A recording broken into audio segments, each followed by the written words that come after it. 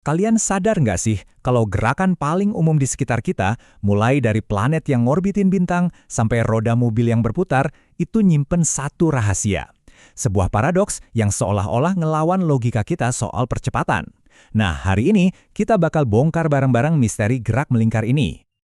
Oke, langsung aja nih ke teka-tekinya. Coba bayangin kamu lagi nyetir, muterin bundaran yang sempurna. Terus, kamu lihat speedometer, angkanya paten di 60 km per jam.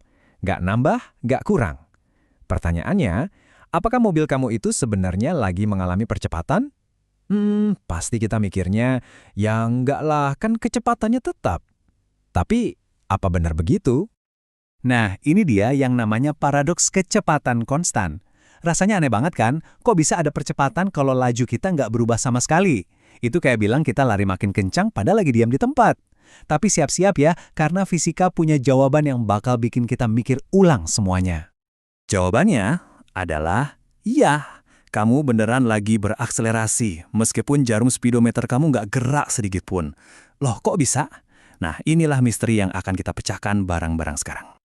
Oke, buat mecahin paradoks ini, kita perlu pinjem beberapa istilah dari kamusnya para fisikawan. Anggap aja ini bahasa baru buat ngejelasin gerakan yang berbelok atau melengkung.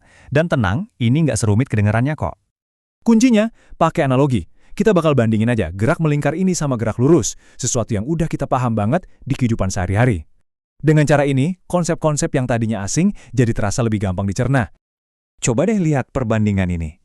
Buat setiap konsep di gerak lurus, kayak posisi, kecepatan, sama percepatan, itu ada kembarannya di gerak melingkar. Kita cuma ganti istilah posisi jadi posisi sudut, kecepatan jadi kecepatan sudut, konsepnya persis sama. Cuman lapangannya aja yang beda. Dari yang tadinya garis lurus, sekarang jadi lingkaran. Oke, kita mulai dari yang pertama ya. Posisi sudut, simbolnya theta. Ini tuh cara keren buat bilang di mana posisi suatu benda di lingkaran. Jadi, bukannya pakai satuan meter, kita pakainya derajat atau radian. Gampang kan? Berikutnya ada kecepatan sudut atau omega. Nah, kalau kecepatan biasa itu seberapa cepat posisi kamu berubah di jalan lurus, kecepatan sudut ini ya seberapa cepat sudut kamu berubah pas lagi muter. Intinya, ini adalah kecepatan putaran. Oke, sekarang kita udah punya senjata baru nih kosakatanya. Yuk kita balik lagi ke kasus mobil yang muter-muter tadi.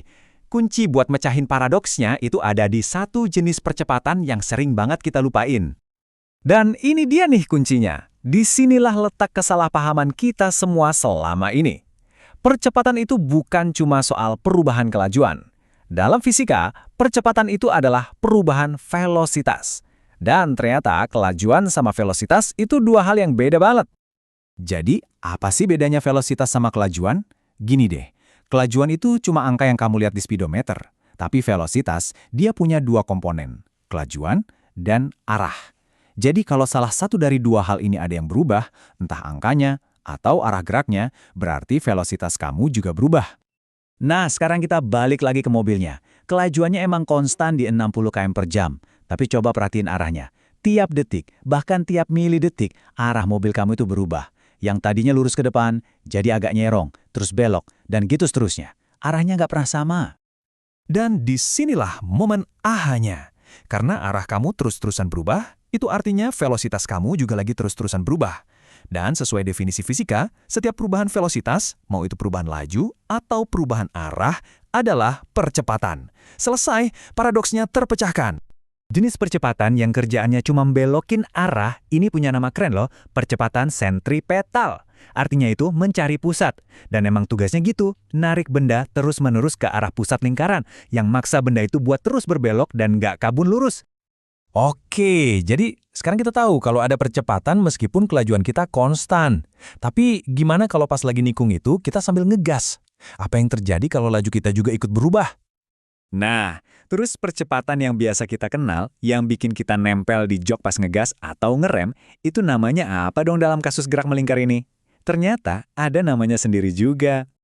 Ini disebut percepatan tangensial.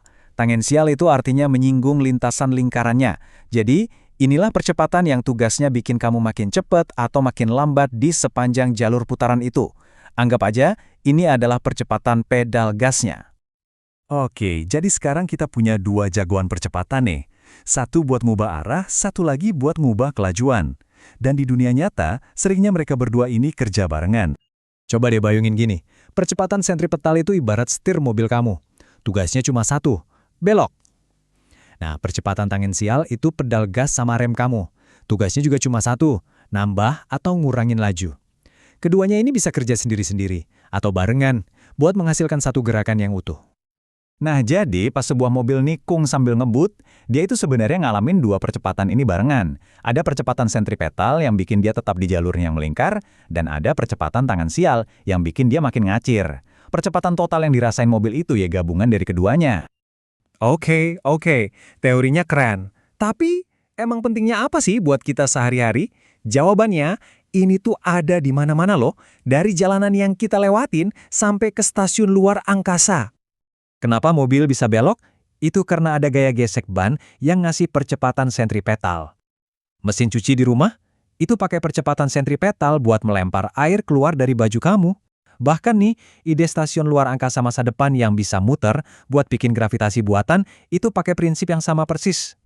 Jadi, ini dia poin utamanya yang perlu kita ingat. Sifat alami benda itu pengennya gerak lurus aja. Biar bisa belok atau melengkung, harus ada yang maksa dia. Harus ada gaya yang narik terus ke samping. Nah, tarikan itulah yang menyebabkan percepatan sentripetal, si pengubah arah. Oke, sebagai penutup, coba kita main imajinasi sedikit ke skala kosmik. Bumi kita ini ngorbitin matahari kan karena ditarik sama gravitasi. Gravitasi inilah yang jadi gaya sentripetalnya. Nah, kalau misalnya tiba-tiba gaya gravitasi itu lenyap, kira-kira apa yang bakal terjadi sama bumi? Kemana dia akan pergi? Jawabannya ada di semua yang baru aja kita bahas. Menurut kalian gimana?